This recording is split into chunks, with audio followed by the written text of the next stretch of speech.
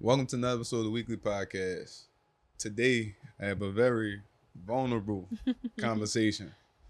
We really bring the name Weekly in today. I'm the man in front of the camera, Darren Lee Jr. Behind the camera is Bryce. Bryce and only be, but he ain't here today. But we got my mom behind the camera and Alaisha. And we're going to talk about something that a lot of people deal with, mainly women, but men deal with it too, and that's sexual assault. So to help me with this episode, I have Ziggy. Tell the people about yourself. Hi, my name is Ziggy Alex. I am a painter and a tattoo artist. I'm based in New Orleans and I'm a very creative person, very vulnerable, very vocal about my vulnerability. I'm a Pisces, very emotional, crybaby. And yeah, that's me. How long you been tattooing?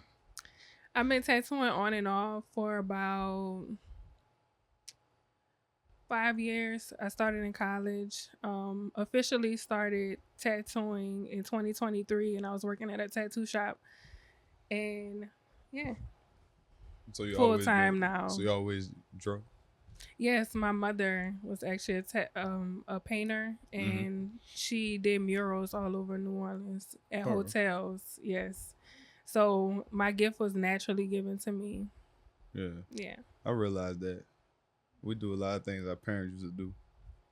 it Or just come passes from. on. Yeah. Yeah. So let's get into this episode. Real vulnerable one. Woo. So, how old were you when you were sexually assaulted? Um, it really started at the age of 3, and it continued on until I was about 12 years old. Mm-hmm. Yeah. Um, it happened kind of early on. It was a child on child situation, but an adult assaulted the person who assaulted me. Um, I really didn't know that it was wrong because at the age of 3 you're not really fully aware, like you're still like developing, you don't even realize that it's an issue. Right. So it started really early. Yeah. Hmm. Yeah. So, what what age did you have the courage to tell someone? um so the situation was more so an adult found out about it, and once that kind of transpired, I didn't really tell them what happened. It was more so I was punished, and the people that were involved were punished. But I never officially told anyone until the age of 20. Mm. So when the situation kind of came about, adults, they knew what happened, but they kind of swept it under the rug, you know? What? So, was it? Because I know a lot of women deal with this. It mainly be like family members. Mm-hmm. So it's like when it's a family member doing it, Mm-hmm. it's hard to punish them in a way because at the end of the day they feel like you always gotta be around them. Yeah. But that's that whole family trauma. Yes. Like I never did understand it until I really got older, Mm-hmm. and that's really where all our trauma start from with our families. Yeah, for sure. I think the main thing in the Black community is we've been through so much collectively over generations Mm-hmm. that all we had was one another. So going through situations, just even dating back to slavery, when we were going through abuse, we had to hold on to one another. So when that trauma then translated or passed on to our family bloodlines, we had to, in my opinion, like take the trauma and just still hold on to one another Right. and just accept the fact that we've been through this and try to move on from it. But I don't know, we just didn't. I'm trying to find the words. Um,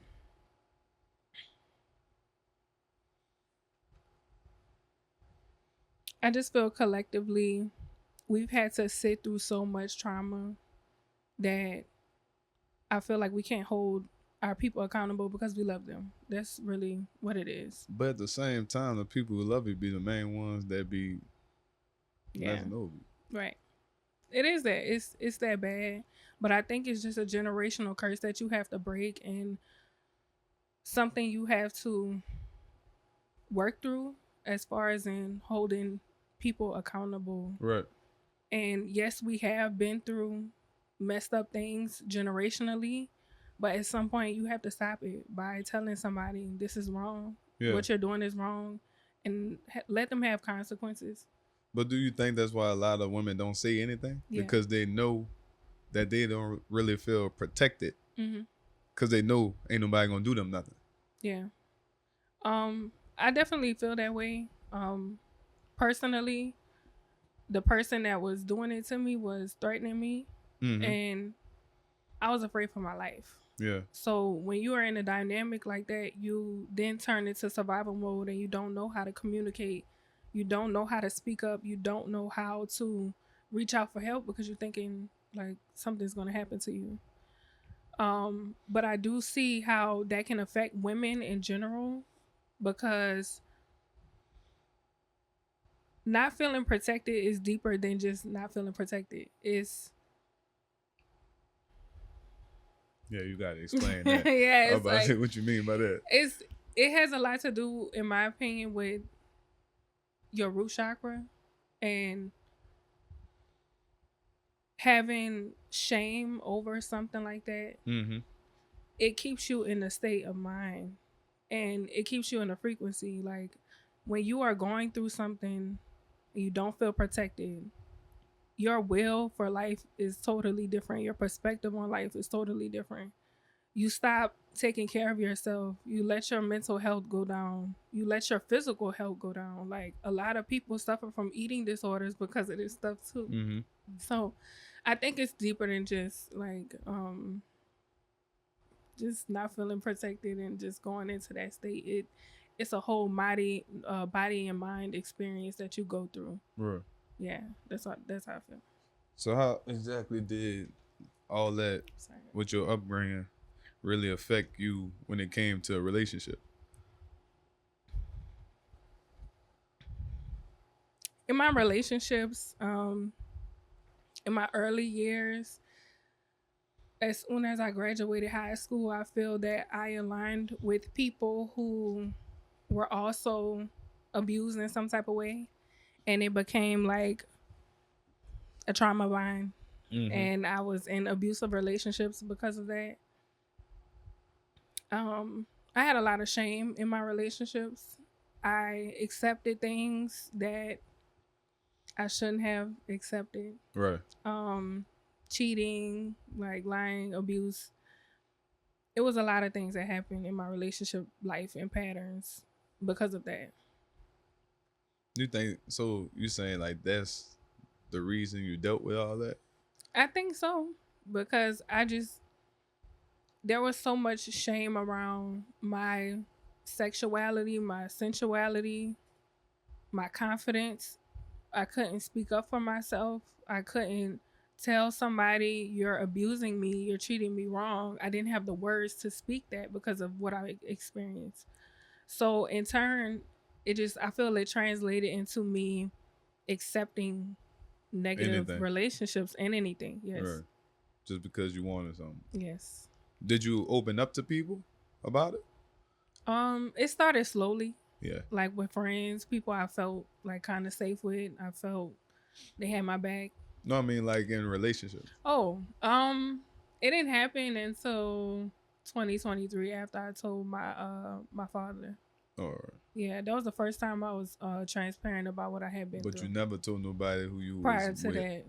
No, I mean like on a relationship boyfriend girlfriend level. Not until 2023. Right.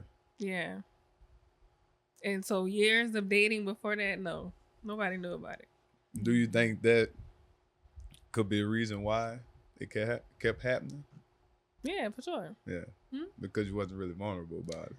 I was afraid Right. because everybody, everybody, they don't have the tools to be there for someone that has been through that, and they have some men that have experienced women like that that have used that to Take advantage manipulate of it. them Yeah. and take advantage of them, and I've seen it happen. Right.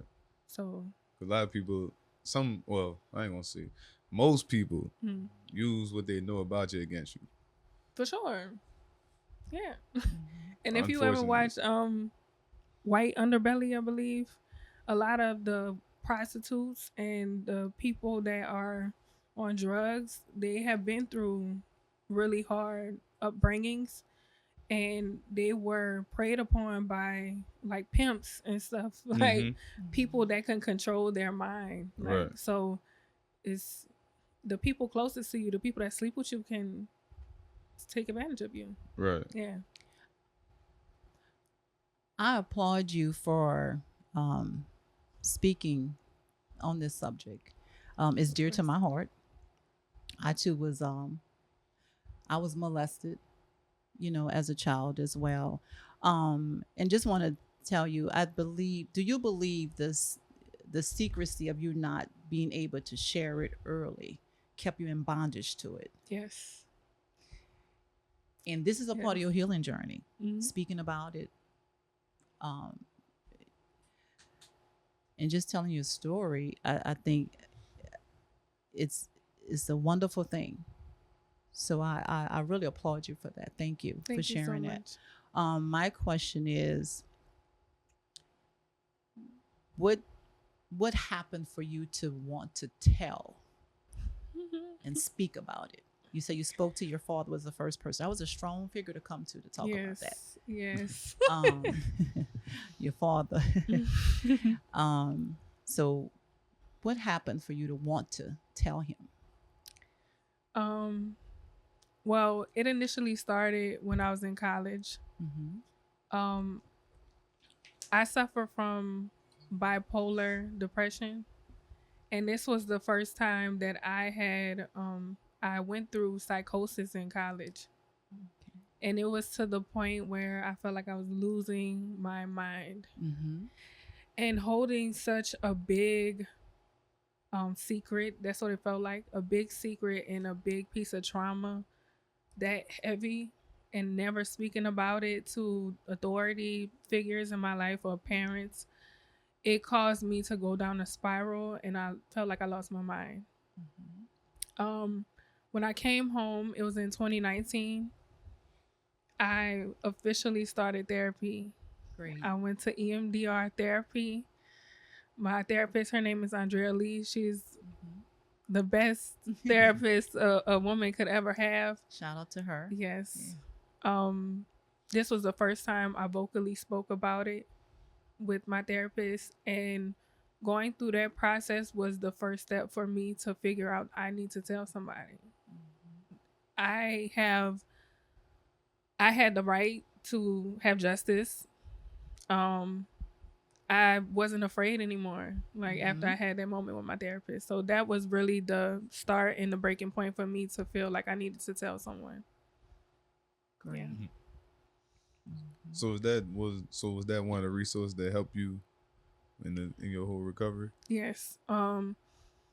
With EMDR therapy, it's not just regular therapy with you talking to somebody and them textbooking you and telling you this is what you need to do and da da da. Like, no, it Yeah. wasn't that.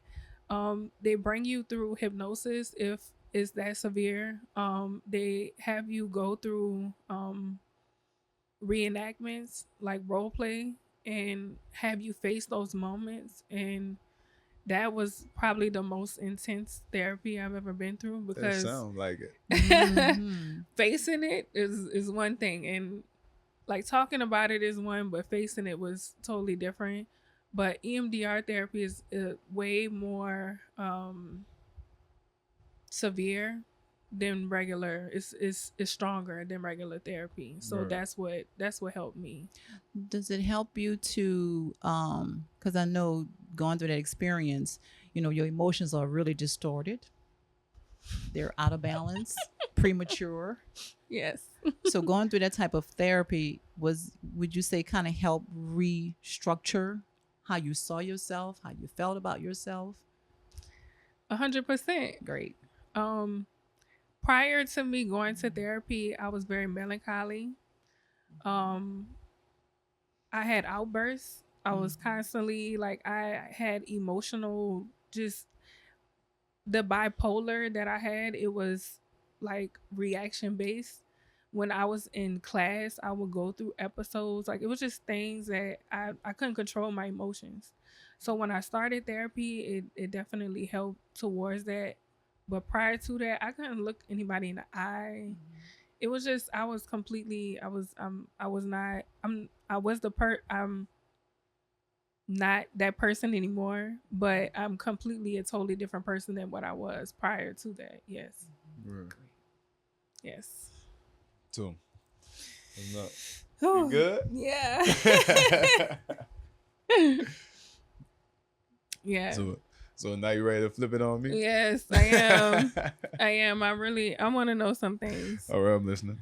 Have you ever experienced anybody that dealt with sexual trauma? What, like been with them? Like in a partner aspect? I know you said that, I heard your mom said that she experienced it, but have you dated anybody? Yeah, I have. It was a few people. Mm-hmm. And it was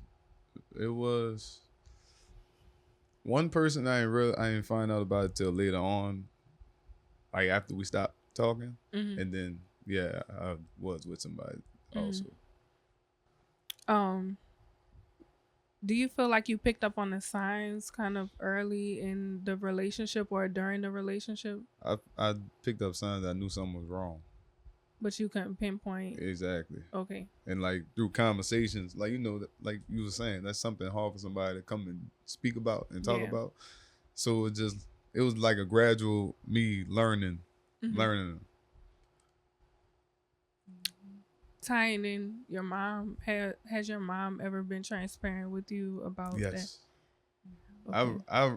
The crazy thing is, my mom ain't tell me till I was, senior? I was senior in high school. And then like, over time, it was just like, it started making sense about how things was. Like growing up for you? Yeah, not just with her, just like my family, period. Okay. It had there me was understand. A separation and you just kind of like. And I never understood why until she said something. That's why it made sense. And I'm just thinking about this now. I didn't trust family members with my children. Yeah. It took a while. And because I was transparent with my husband, he respected that until I was comfortable enough to trust them.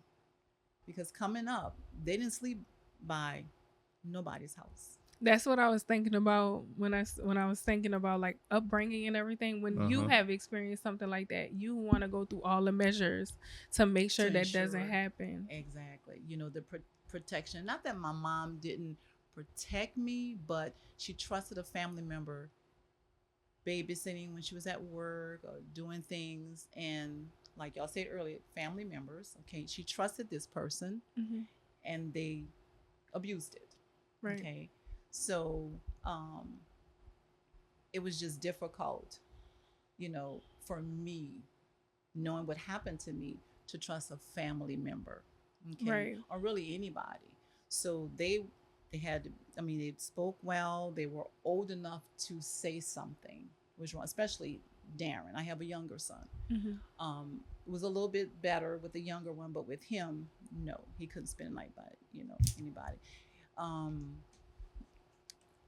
For a few hours, yes, but the overnight thing, no. I was kind of leery about that, but it got better. Yeah, over time it did. Now the family didn't understand that, and so I eventually told my in-laws, a couple of what happened to me, right, and why I decided certain things. Yeah. I want to applaud you for even taking the initiative to separate and create those boundaries, because I think when people find those things out, they don't take the proper measures to ensure that their children are safe after they find something out. Right.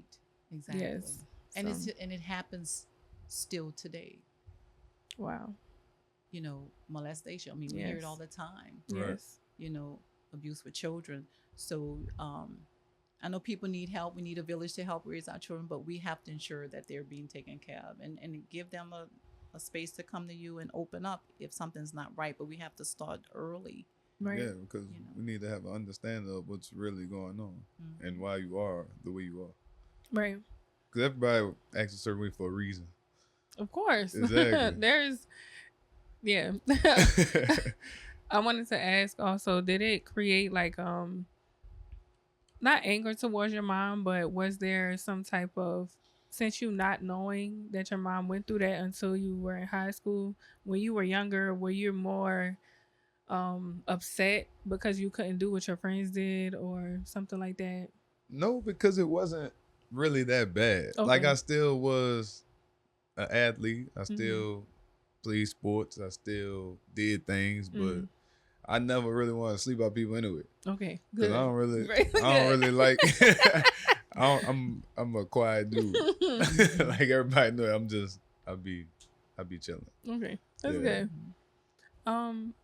Once you found out, well, not found out, but if you did see the patterns in somebody that you were dating, how did you show up for them? If you did, kind of Just letting them know like it's safe here. Like whatever you tell me and let me know it's gonna stay between us. And making sure that they feel comfortable and me not being too aggressive and getting mad because I'm being impatient with them and just understanding. yeah. So it made me love them more because I know you went through this and I'm here to help. That's Yeah, good. that's really all it was. Yeah. Let's see. Because I wanted to bring up the patterns because What? there are patterns from some people who have experienced sexual trauma as a child. They have some people that don't know the patterns of that type of trauma, and I wanted to kind of get into that. In my opinion, from going to therapy and also experiencing things on my own, I feel there are two type of patterns, main patterns that show up for people, and it's becoming hypersexual or completely shunning sex and becoming just completely reserved from it and shamed towards it. When people deal with those type of things, when you are in a relationship with someone, sometimes them going through a sexual experience looks like them not always being in the mood to have sex or kind of closing off when it comes time to be intimate. And the hypersexuality, a lot of people don't look at it like that. They just look at it as, oh, this person is just being a freak or this person is nasty. Yeah. And I don't think that it's that. I think that some people have to work through that energy. And when you haven't had control over being abused, sometimes you want other people to control it for you, if that makes sense. What you mean, like you want other people to take over? Yeah. Yeah. Or like you experience, I'm going to speak from personal experience. When I was in college, I didn't have much control over my sexuality because of what I've been through. When you go through such a vulnerable state when you're young and somebody does something to you, that's out of your control. Right. And so when you go into different environments, party environments, things like that, people meet you and you don't have any type of boundaries over your sexuality, it's easy for people to take advantage of you. And that type of experience then turned into me being a hypersexual person. So it's like that makes you want to have sex more Explore. and really like it's not about the feeling of emotionally, but just mentally of the trauma of what you've been through. Yeah. It's more like wanting a closeness and wanting to feel loved, I feel, after going through something like that. And you looking for it in all the wrong places. Right. And a lot of people that have been through it, they never talk about it. They never go get help. They never go to therapy. They never control it. And then it turns into them being hypersexual and just completely like, Promiscuous. yes. It's hard. In the relationships that you were in, did you see any signs like from your partner? I felt the signs of how to explain it. The signs of not wanting to overstep or overdo it from me personally. Like taking like moving up to different levels and just keeping it neutral, make sure they're comfortable. But it'll still feel like some things will trigger their mind for them to want to be like go over the top. Or when you do go over the top, it's too much right now. And then it's just like a roller coaster. Yeah. Yeah. It is. Right. Yeah, I think when you go through that, you're reliving it if you haven't processed it. If you haven't processed being through something like that, sometimes you could get triggered. Like, and some women meant to, but I feel they completely push it away and they don't know how to communicate. Like, this is triggering me right now. Yeah. Or they go overboard. Right. It's kind of hard to gauge. Or it'd be like certain positions would trigger. Yeah. Yeah. Yeah. And how you respond sometime will let you know if you are healed or something you need to work on, to get healed in that area, because you have flashbacks, things that come to your mind. You have to work through all of that. And speaking of that, I wanted to ask you, could you go back to or explain the family dynamic? Like when it came out, how did your family respond? How did they act? Did some family members get closer? Did some family members separate? Did some, and I'm asking that because for us, it was chaos. Yes. Normally that's kind of what it is. Because you are pulling back years of stuff, because it's not just that dynamic. It's not just that situation that happened with you. It probably has happened in different pockets in the family and nobody addressed it severely like you did and separated yourself or called people out. Definitely mine was chaotic, very chaotic. My dad was confused. And the things that he talked about, I feel like he tried to be there for me, but he didn't know how to. Which is normal. Yeah. A lot of people, I believe, in family dynamics, they don't know how to show up for someone that has been through that. Most people in my family separated themselves from me. And for a long time, I thought that it was wrong, because I'm like, why are you distancing yourself from me when somebody else did this to me? Why are y'all not upset with the person who did this to me? So when I told my dad, that was the first step, but I actually released a video talking about it. I didn't say specifically who did it, but I said it happened in my family and my whole family watched it. And I don't talk to a good chunk of my family right now because of that. And I feel everyone just doesn't know how to talk to me. They don't know how to show up for me. So they just felt to distance themselves was best. So yeah, it definitely, I don't have a relationship with majority of my family because of it. Okay. And for us, my family really were a lot of my friends. I'm just going to be honest. My family was my friends. In many cases, as I got older, it got a lot better, but in the beginning stages, it was really my friends, handful of friends, maybe not the whole handful, but, right. But but I think the more you become become comfortable, the more I became comfortable as time went on, they got it. They understood, and they understood why such and such was this way, or why this was, it made Yeah. sense, Mhm. to a lot of people after a while to say, well, that's the reason why that Mhm. happened, or that's why that was like that. Oh, that's why they didn't come. That's why they came.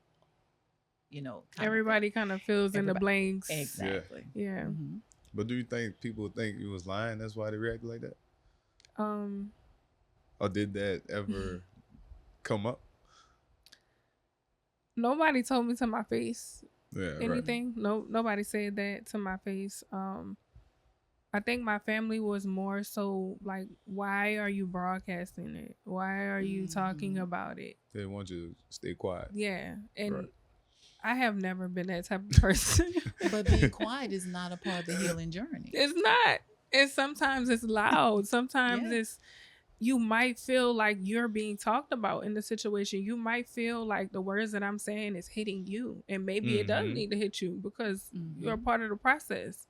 You enabled, or you stood Mhm. by and watched and Yes. didn't say anything. I think my frustrations with my family was more so the fact that nobody got me help. Mhm. Right. Nobody got me help. So that's the only thing. But yeah, definitely that's how the dynamic was with my family. I don't think that they felt like I was lying. I think they were just upset. Cool. Yeah. So you say you thought that they was upset? Yeah, that I spoke about it. Yeah. They wanted you to be quiet. Yes. So what else? Let's see. I wanted to ask, do you feel that there's a double standard towards the severity of male sexual trauma versus women's sexual trauma? What do you mean exactly? Um, they have some men that have been through the same abuse that Mhm. women have gone through, and when men go through it and they experience sexual trauma early on, I feel that they look at it from a macho standpoint, like, oh, I experienced this Yeah. really early in life. And there is kind of like a double standard. Mhm. And women, I feel, even though we don't talk about it as well, we talk about it and we go to therapy, we try to get through it, but we know that it's wrong for us. Like, sexual trauma is not okay for us. But the double standard for men versus women, do you think that there is a double standard towards like the severity of sexual Yeah, for trauma sure. Cause between the two? yeah, for sure. But you know how we are already raised on how many women can we have? Like that's just the nature of people and men and women. Mm-hmm. So I do feel like there's a big problem with it, and it happens a lot, especially with young men, just like it happens with young women. But it's not looked at as a bad thing. Right. I don't know. I mean, you know, being if you're a man that's 16 and you're still a virgin, you get laughed at for that. Yeah. Yeah, I think that they try to shame men Yeah. into like, what if I wanted to save myself? Like, you never thought about it? Yeah. But I think that they try to shame men for not being experienced. Right. Do you think that there And there's should be women a that do that shift? too.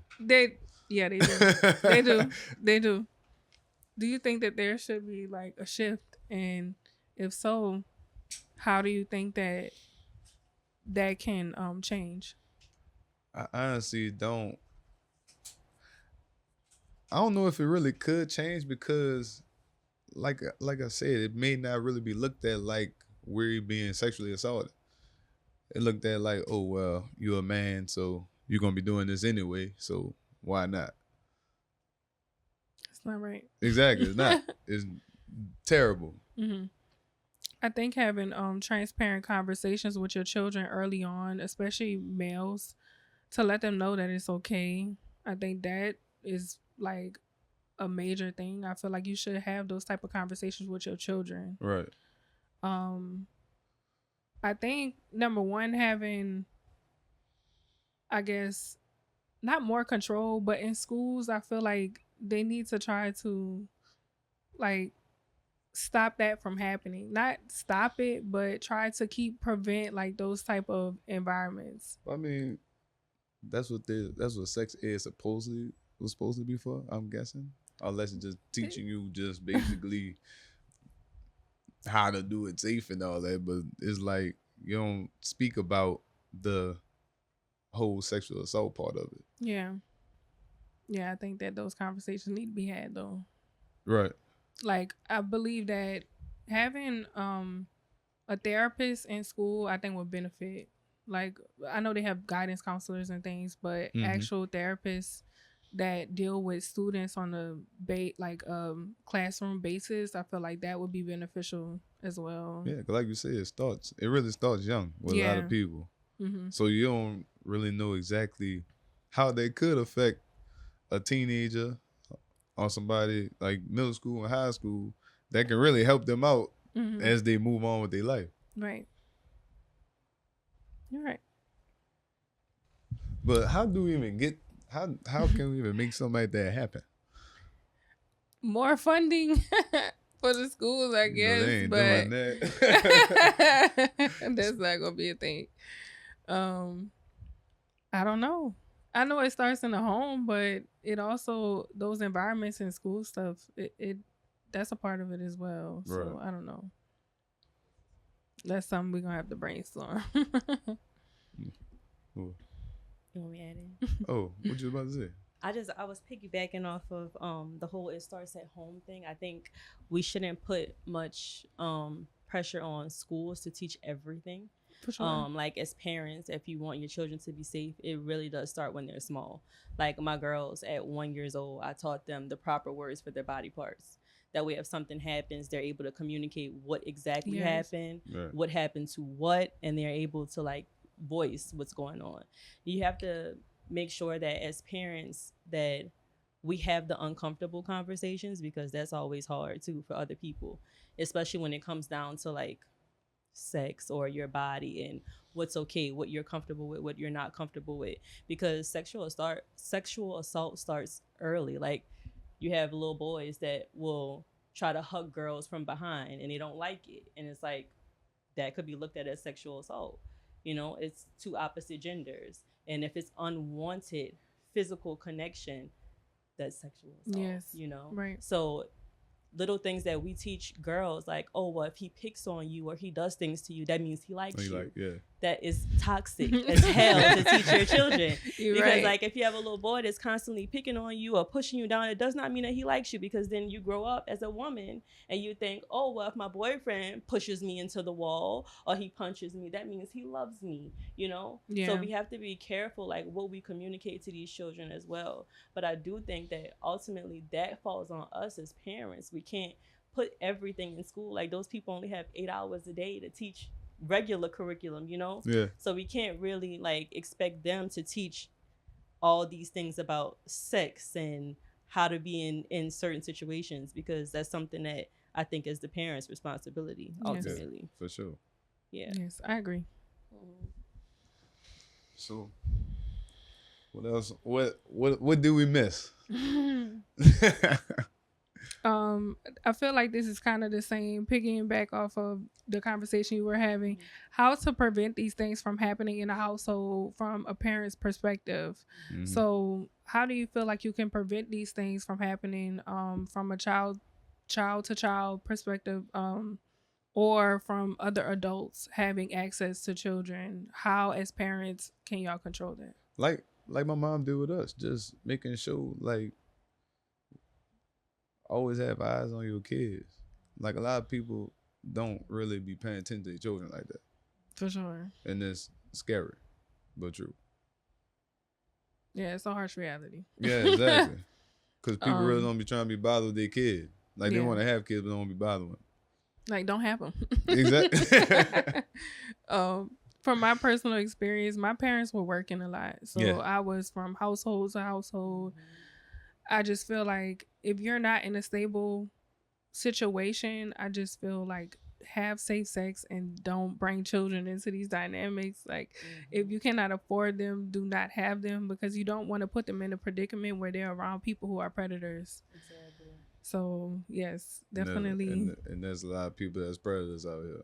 And Yes. it's sad to say. And it's really the people that's closest to you Yeah. because That's they're what the she ones who kept have the saying. access to you. It's never a stranger. It's always somebody you know. Yes. Yeah. Yes. That's the scary part of it. Let's see. I think that's everything. Did I you think miss we something? covered everything. Anything you gotta tell the people? Anything we look in the camera and tell? Let's see. Words of encouragement. Words of encouragement and enlightenment. I have done so much work spiritually and mentally to recover from this. I feel the best thing to do is to get therapy. If you've experienced sexual trauma, tell someone. Don't hide. Like, even if it's uncomfortable, even if you're afraid, tell someone and empower yourself after that. Like, you didn't deserve that. I think for a long time I blamed myself. Even as a child, that's just naturally what you do because you don't have anybody else to blame. But the blame is not on you. And I don't know. As a Black woman, I also feel like they tried to hypersexualize me since I was younger.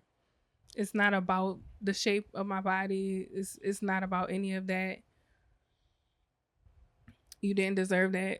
Work through that energy and really like do mental health work, affirmations, all of that. Yeah. There's life after that. Yeah. Healthy relationships, a lifestyle, a family.